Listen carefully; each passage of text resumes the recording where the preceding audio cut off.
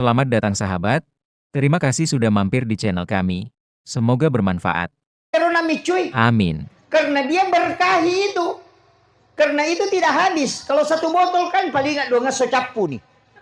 Kalau air sumur tidak mungkin habis. Makanya hampir semua kiai itu meninggalkan sumur. Itu yang orang tidak tahu biasanya, Bapak.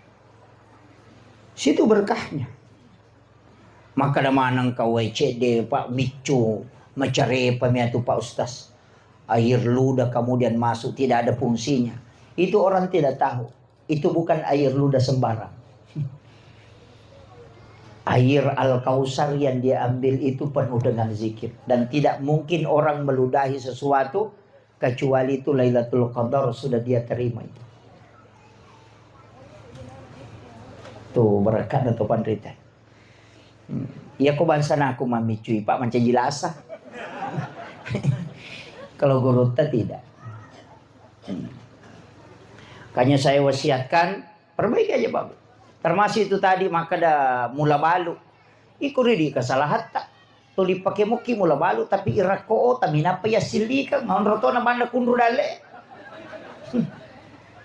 Ya sange mula balu setiap rezeki pertama itu langsung disedekahkan, dikembalikan kepada Allah, dititip, dijadikan sebagai tolak bala sekaligus mengundang datangnya rezeki. Tepahan nih. Tapi kalau menjual orang bu banyak memang pantangannya.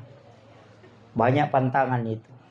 Termasuk kalau kancing baju aja tak kancing baju jupuliase leyawa. Itu dari bawah ke atas. Itu dalam ilmu hikmah.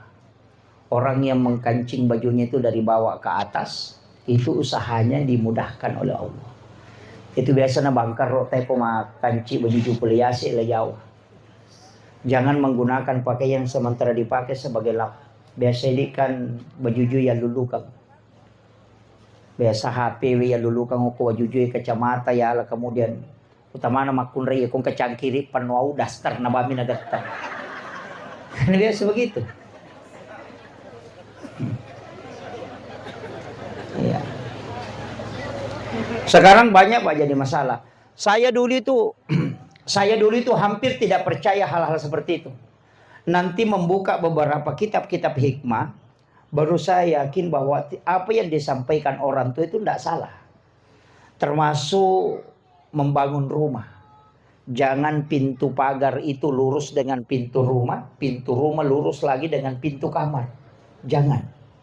Makanya dulu istilahnya tusuk sate. Ya, jalanan lurus dengan pintu rumah.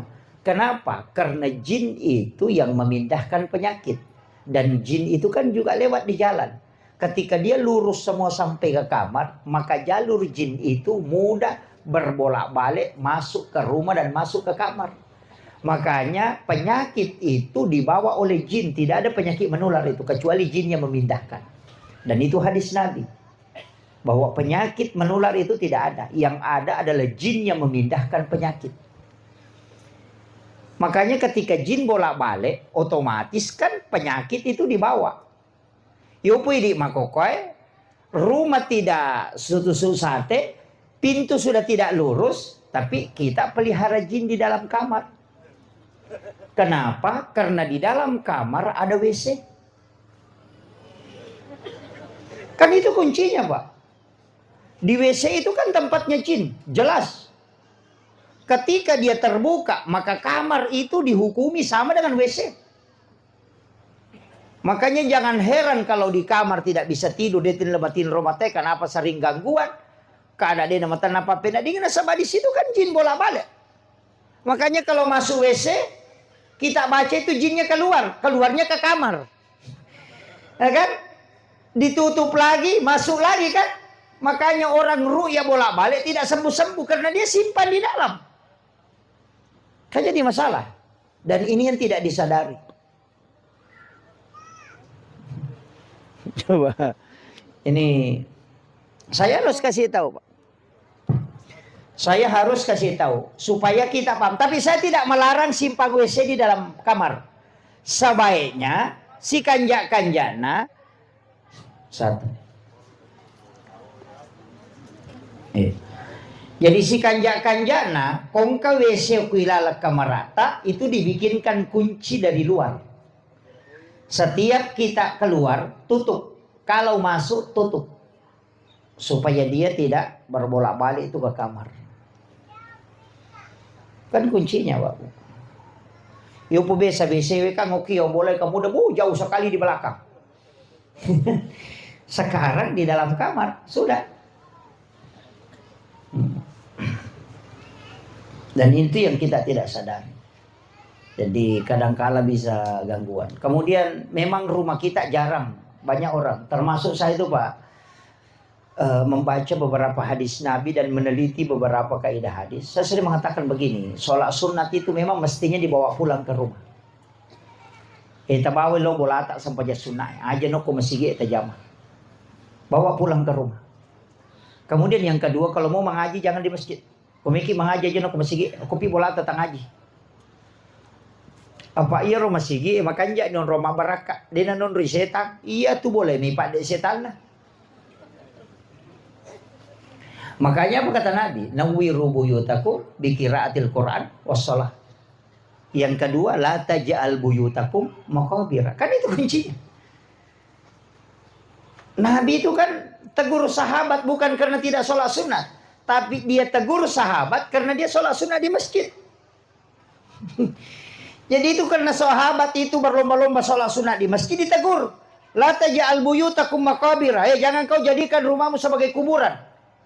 Nawwiru buyutakum biqiraatil Quran wassalah. Terangi rumahmu dengan bacaan Al-Quran, dengan sholat. Makanya sahabat pulang sholat sunnah di rumahnya. Jangan semua dikerjakan di masjid. Supaya di rumah itu kita mendapatkan keberkahan. Makanya mulai dari masuk itu sudah tidak diajarkan. Assalamualaikum warahmatullahi wabarakatuh.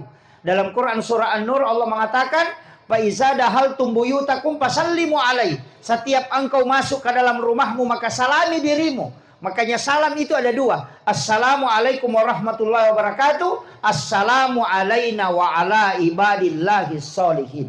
Itu perintah agama. Ya kotama ki bolata kata baca. Assalamualaikum. Ada yang parah. Kum. Ilalangi makanan ilam. Menuku makan ilam. Maafkan assalamualaikum. Nasaya.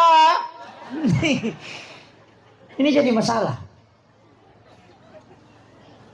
Kenapa kita ucapkan assalamualaikum warahmatullahi wabarakatuh? Supaya jin yang ikut dari kita itu tidak ikut masuk. Karena yang menutup pintu jin itu adalah salam. Katanya sih temannya tuh bakilala boleh beresan lagi. Ya temnya rojingi macu supaya dia ikut masuk ke dalam rumah. Bentengnya adalah salam. Kan itu aja.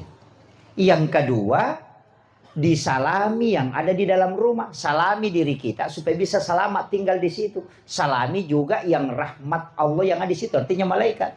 Makanya assalamu alaina alaita wa ala ibadillahi sholihin. Itu malaikat. Kan angka malaikat. Masa dia ini beresalangi. Nah ada penghuninya. Yang nampak kelihatan oleh mata disalami assalamualaikum warahmatullahi wabarakatuh. Yang tidak nampak kelihatan oleh mata itulah disalami assalamu alaina wa ala ibadillahi sholihin. Itu dua perintah itu Pak Bu. Napa komelo ki tambai tabace kulallahu akatallu. Siapa yang membaca surah Al-Ikhlas 3 kali setiap masuk ke dalam rumahnya, maka dia tidak akan miskin, anak-anaknya tidak akan fakir. Malomo dalle monro ko tu boleh dena to masih semasa padale. Baca surah Al-Ikhlas 3 kali. Ta baca moga. De aja mo tale pangoko pintu baca kulala Allah jadi. Enggak usah, masuk saja. Masih lah siya tumati beli bola takadagan na baca beli bola dia minta baru. Enggak usah, masuk saja. Biar sampai di dapur baru sampai 3 kali atau masuk ke kamar, silakan masuk saja. Bahkan sahabat Nabi mengatakan sampai tetanggaku ikut pun kaya karena doa ini. Iya. Menurut mau punco yang Pak Dongan, tapi lama mau kulualahu tuh. Ya kok dia tak apalah imate bawan nih. Kulualahu dia ini apa? Ini. Iya. Itu doa Bapak Ibu sekalian. Makanya dalam kehidupan ini penting. Iya, itu hanya kehidupan sehari-hari. Makanya ulama kita dulu itu kan mengajarkan beberapa metode, beberapa doa, beberapa hal-hal yang memang membantu sekali tuh. Makanya nama kadaka irona pawito material itu tidak salah. Cuma mereka itu tidak pernah menemukan dalilnya secara mutlak, karena yang menyampaikan itu ulama dan dia tidak pernah tanyakan mana hadisnya, tidak pernah. Anak mundri itu menatu make kecincolan pipa itu cara mai mana hadisnya, sahih atau tidak, dari kitab mana, padahal dia itu najamai. Ini kan jadi masalah. Saya kemarin sempat berdebat Pak, adanya mengatakan tidak usah baca usolli, karena ada itu komeloki masam panjang, tidak usah baca usolli, berniat saja.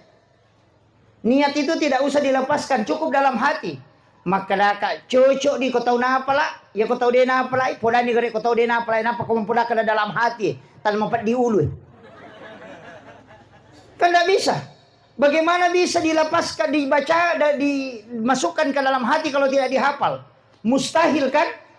Ya kau kata ipoda gare maka dah baca lalangati, aja nemu lepaskan ni lalangati, baca Fatihah lalangati. Ya kau napa lah Fatihah cocok, ya kau dia napa lah Fatihah? Napa tu maka baca lalangati agak mina baca?